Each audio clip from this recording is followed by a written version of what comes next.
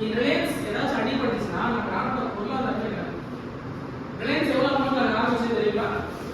2000 to the year 2000 I think it started at 48 rupees per share. இப்போ எவ்வளோ இருக்கு மேலே ஏறி 3195 பண்ணுறோம் இன்னைக்கு. ஓகே, ஸோ இப்போ இந்த ஸ்டாக் இந்த தூரம் ஏறினா என்ன பார்க்கலாம்? அவ்வளோ பேர் அதை பைக் இருக்கு, அவ்வளோ கேபிட்டல் இன்க்ரீஸ் ஆகிருக்கு, அவ்வளோ பேர் இன்வெஸ்ட் பண்ணுறாங்க. இப்போ ஜஸ்ட் யோசிச்சு பாருங்க, இதோட கேபிட்டல் எங்கேயோ இருக்கும். 21,000 lakh ஏதோ நினைக்கிறேன், மேபி இருக்கும். நாங்கள் லாஸ்ட் பார்க்கும்போது 21,000 lakh 21,000 lakh நினைக்கிறேன், lakh crores.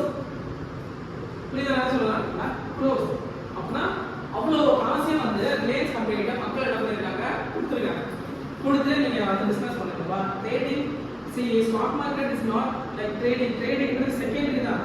இப்போ எப்படி நீங்கள் வந்து ஒரு கிரிக்கெட் மேட்ச் நடக்கும்போது ஒரு மேட்ச் ஃபிக்ஸிங்லாம் எக்ஸாம்பிள் சொல்கிறேன்.